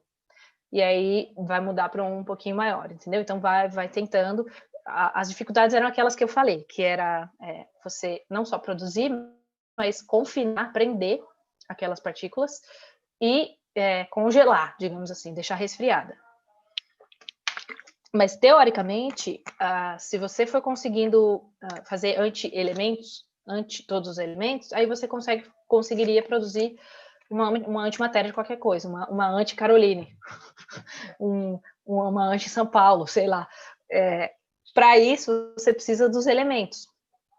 E até agora a gente conseguiu fazer até o hidrogênio, se não me engano, pelo menos até o ano passado, se eu não me engano. Eles estão tentando mudar para o antihélio, acho que conseguiram, se eu não me engano, no ano passado eles tinham conseguido fazer um antihélio, alguns, assim, poucas partículas e poucas vezes, mas eles estavam no hélio. E, então, quer dizer, já passou do antielétron para o antipróton, antihidrogênio e antihélio. Então já está conseguindo cada vez mais, né, fazer algumas coisas. Eu vou ver eu acho que eu respondi. Vini, qualquer coisa, abre o microfone e fala aí de novo. Mas eu vi aqui, tô com o chat aberto. Tem a Laura. Laura, eu te conheço ou não? Porque eu não estou me lembrando. Eu costumo me lembrar de todos os meus alunos. Se você não foi minha aluna, muito prazer. Deixa eu ver o que você falou aqui, ó. Encontro de teorias de viagem, não sei, acho que foi o que vocês estavam conversando no chat, deve ser, né? Carol, você já leu George, O Segredo do Universo, um livro infantil do Stephen e da Lucy Hawking. Eu li no 7º ano, eu lembro muito de vários conceitos dele. Já me falaram desse livro, inclusive uma mãe pediu indicações de livros para o filho dela, eu encontrei esse daí, mas eu confesso que eu não li. Mas está muito na minha lista, inclusive para usar como indicar para os alunos, usar com um livro paradidático, ou usar em alguma aula, alguma coisa assim. Todo mundo fala muito bem desse livro. Aliás, obrigada por ter me lembrado dele, porque eu quero ler. E é muito legal coisas como isso que passa esse tipo de doideira para criança, né? Tipo, pessoas da minha geração que assistiam Mundo de Bikman, umas coisas, um ônibus mágico, uns desenhos e programas assim, que apesar de não ter exatamente a ver com o que eu estou falando, mas é um tipo de divulgação científica, um tipo de passar, um jeito de passar coisas para as crianças. E é aí que você desperta interesse, né? Ah, é aqui, ó. Aqui, Laura. Ah, Laura do Vital. Sim, Laura Reis. Agora sim, Laura. Agora. Laura, só para você saber que eu tenho certeza, Laura Reis, você mudou de faculdade ou não? Só para garantir que é a Laura que eu. Aí, viu? Falei, eu lembro de você, viu? Eu lembro dos meus alunos. Então tá. Oh, que legal que você estava aqui, Laura. Da hora. Então, eu acho que eu vou. Obrigada por ter lembrado desse livro aí, que eu acho que eu vou dar uma olhada. Aí, ó. Foi para a Unicamp, saiu da USP, sua traidora. Mas deixa essa história para depois. Mas que legal. Que legal que você falou aqui desse livro. Mas traidora, viu? Ó, USP, aqui é USP. Forever. Mas tudo bem, ainda bem que você foi para a Unicamp, que também é da hora. Quem mais? Aqui, ó, USP. Aí, Sofia. Vamos começar a briga aqui, ó. USP tá melhor. Vamos ver. Olha, eu achei mais uma aqui, Melissa. Melissa, não lembro de aluna Melissa, hein? Acho que não era minha aluna, não sei. Estou fazendo um projeto com o intuito de explicar física quântica para jovens e adultos. Meu Deus, me inclui nessa. Sem importar a formação acadêmica. Amo esses livros e desenhos que falam sobre essas coisas doidas para crianças. Eu também amo. Eu ia até trazer, eu tô com um livro aqui do LHC, tá bem longe, não sei se dá para ver. Mas quando eu voltei de Genebra, lá do CERN, eu trouxe um livrinho para minha filha. Tá ali no quarto dela. Qualquer coisa eu até mostro. Mas chama o ABC da física de partículas. Aí é tipo um livrinho que vai letra por letra, tipo um poeminha, e vai falando A é de antimatéria, B é de bóson, C é de cosmologia, sei lá, uns negócios assim, bem louco. Então, para criança é legal também. Tem uns livros que falam dessas coisas de uma forma bonita e acessível para criança, porque daí tem uns desenhos bem legais. Eu trouxe também uns ímãs de geladeira do modelo padrão. Então tem um imãzinho do Higgs, tem um imãzinho do Photon, tem um imãzinho do Quark Up, do Quark Down, do Strange, do Top, do Bottom. E aí a minha filha de 4 anos fica botando no lugarzinho.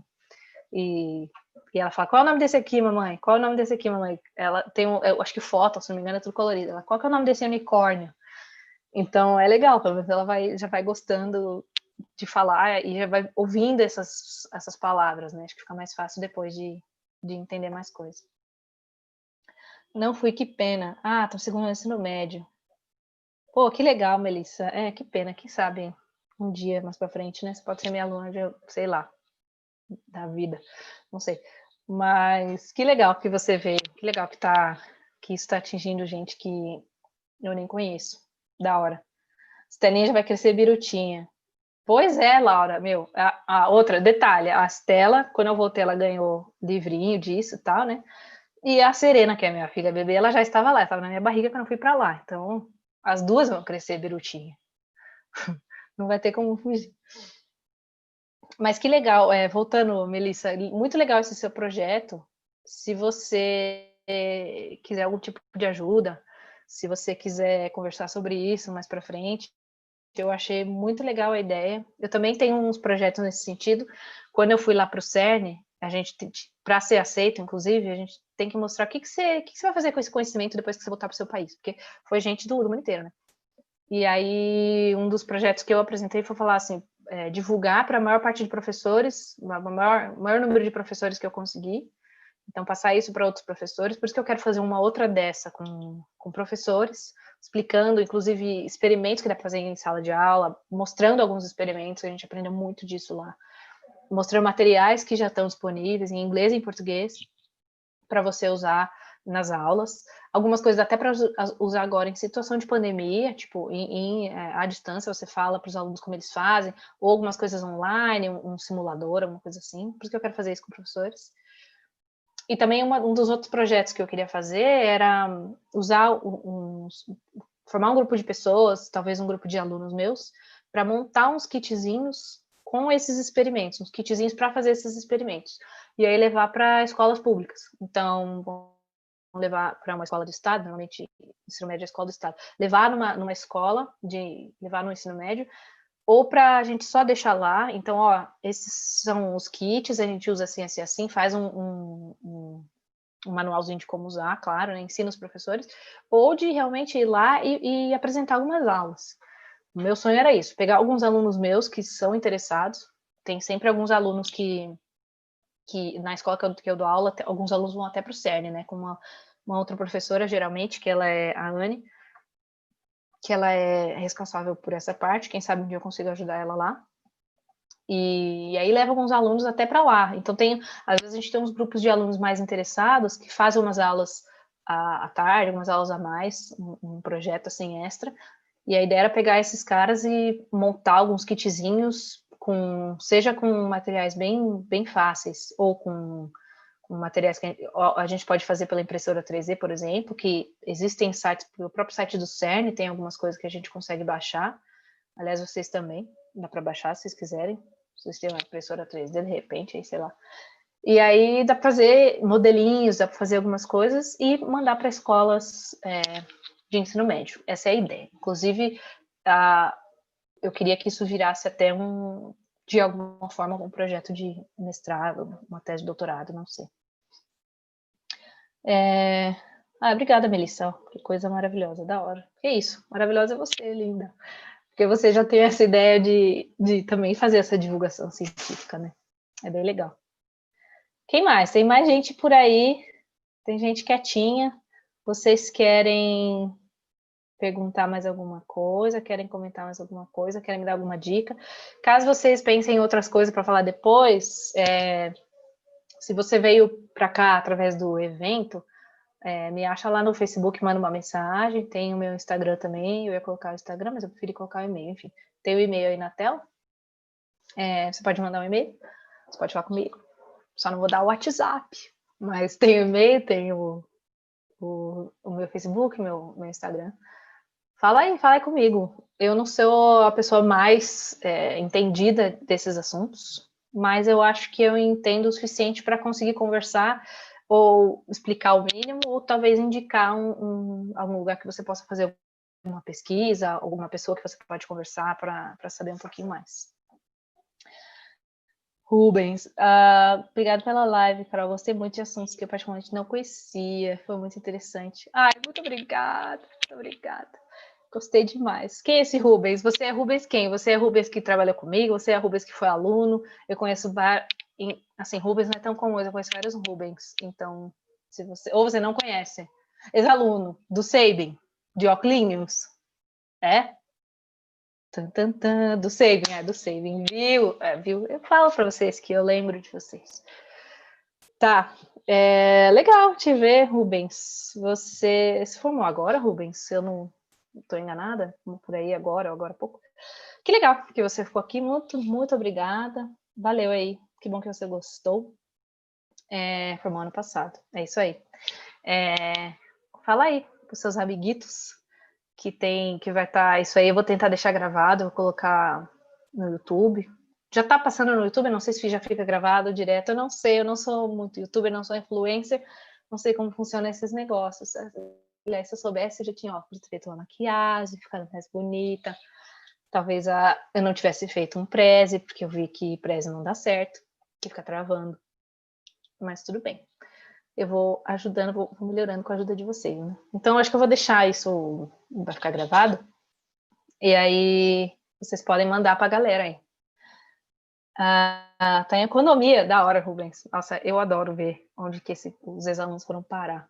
É bem da hora, bem da hora. Mandou para quem tem interesse. Valeu pela divulgação. Sofia, aqui. Lembrei de um livro que eu li, que aborda bastante a física moderna. Chama 7 breves lições de física. Que da hora. Indico a linguagem até tranquila, mas fácil para quem já tem uma ideia. Meu, da hora. Eu vou anotar todos esses livros que vocês passaram, acho que já foram uns 3 aí no chat, né? Não sei.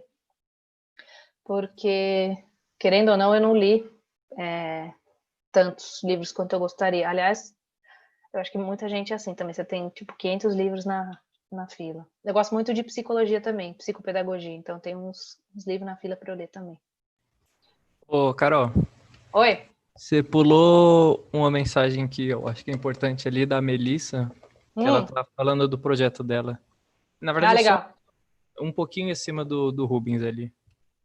Ah, legal. Valeu, Produciones. Deixa eu subir aqui, legal. Melissa, se eu te enviar o início do meu projeto no e-mail, você leria? Claro, mano, manda aí. Pega esse e-mail que tá aí, é Carol Ribas 47. Manda, Melissa, para mim. Eu vou ler. O que eu souber, eu ajudo. O que eu não souber, eu indico pessoas, eu indico lugares para você pesquisar. Se eu tiver alguma ideia, eu dou alguma ideia. Se eu precisar de ajuda, eu ajudo como eu puder. Tá bom? Bem legal. Que da hora. Ó, viu? Se isso, mesmo que ninguém tivesse entendido nada, pelo menos já surgiu alguma coisa, uma coisa boa desse eventinho. Eu acho que deu para, pelo menos deu para se divertir, né? Deu para entender alguma coisa. Mas, mesmo se tivesse ficado assim, completamente terrível, alguma coisa de boa saiu. Olha lá, a Melissa já vai me mandar um projetinho. Quem sabe dá para fazer um projeto bem legal de divulgação. Bem da hora. Flávia, eu tô saindo. Fazendo treinamentos como usar série de filme em aula. Eu adoro essa ideia. Boa. Eu acho que a gente pode fazer um negócio assim também. Juntar física, química e bio e colocar algumas coisas assim. Como é que aparece isso no CSI, coisa de antimatéria de física, coisa de química, enfim, tudo que tem a ver com isso que a gente pode usar em aula. Juntar uns professores aí de ciências. Aproveitar que a gente está em casa, que todo mundo está fazendo essas coisas online, dá para fazer também. E aí a gente acaba usando nesse novo momento, né? Que a gente está bem longe dos alunos, não sabemos exatamente se vai voltar em setembro, se não vai, como é que vai estar. Então é legal para a gente pensar em jeitos novos de passar os conteúdos. Curti a ideia, achei da hora, bem da hora. Que mais? Boa sorte, obrigada, legal. Uso sempre exemplo de série nas minhas aulas de química. Então, eu acho muito legal, Laurinha, que eu também uso, por isso que eu gosto de conversar bastante com os alunos e de saber do que eles gostam, porque a gente pode usar esse tipo de exemplo. Se eu souber que muitos alunos gostam de, sei lá, de Fórmula 1, eu vou usar os exemplos, vou tentar, né, ligar a Fórmula 1 com velocidade, com não sei, tudo que eu puder na minha aula. Se eu souber que os alunos gostam de tal coisa, eu vou falar de um outro seriado, tá, de um exemplo. Então, eu acho muito da hora você sempre trazer isso ou para seriado ou para a vida real, né? Em geral, os professores gostam de fazer isso, os professores bons, mas os professores que sabem bem do que eles estão falando. Mas eu acho que falta muito tempo. Então, para quase todos os professores, a maior dificuldade é o tempo de administrar. Como é que você administra o conteúdo que você tem que dar, pensando sempre numa prova, no vestibular, no Enem. No meu caso, que eu dou aula na escola que eu dou aula agora, é o IB, né? E o IGCSE, então tem umas provas internacionais. Tem prova internacional, tem Enem, tem vestibular, tem sei lá o quê, e você ensinar as coisas da hora. Então é muito difícil também de você conseguir usar tudo isso. Então, e também não só falar, a gente tenta usar também vários experimentos, né?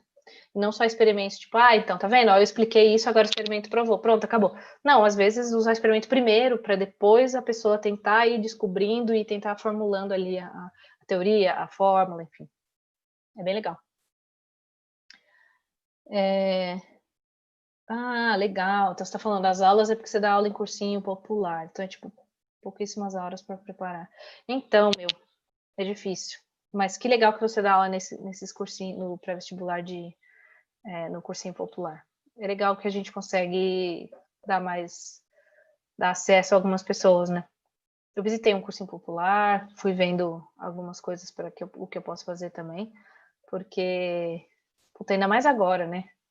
Ainda mais agora que, querendo ou não, quem tem condição está continuando a estudar, quem não tem, não está continuando a estudar. Aliás, você que já está no ramo aí de cursinho, e eu não estou em cursinho agora, estou só na escola, eu queria fazer um esquema de montar umas aulinhas, e o tempo, né? Mas enfim, montar umas aulinhas e botar um canalzinho aí para ajudar no vestibular agora, principalmente as pessoas que estavam sem aula, porque tem muita gente que está sem aula e não está conseguindo acessar, por exemplo, aulas online, ou que os professores dessas pessoas não estão conseguindo preparar conteúdo legal por falta de recurso.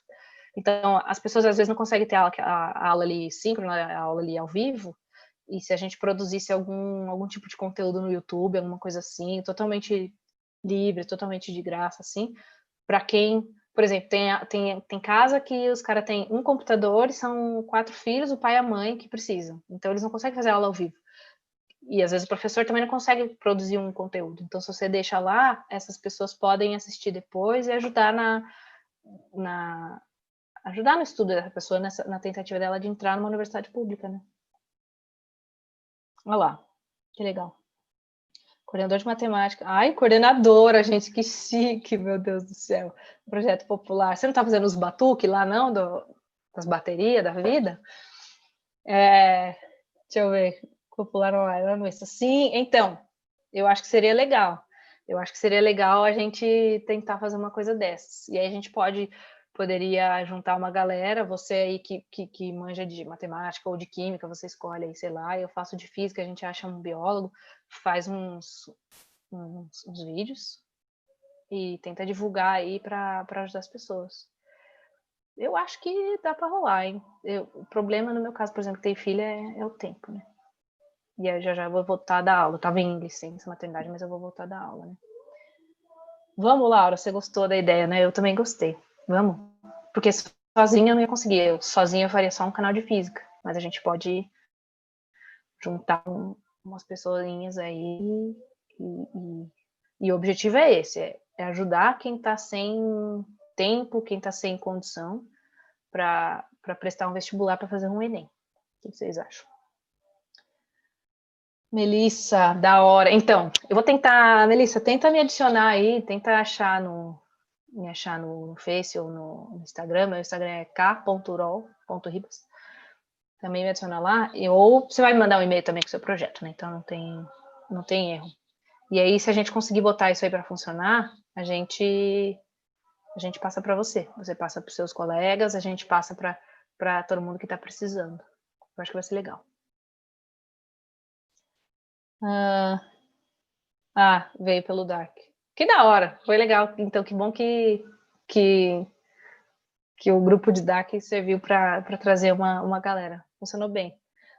Mas procura. O Instagram é k.uro.ribas. E também qualquer coisa você tem o meu e-mail.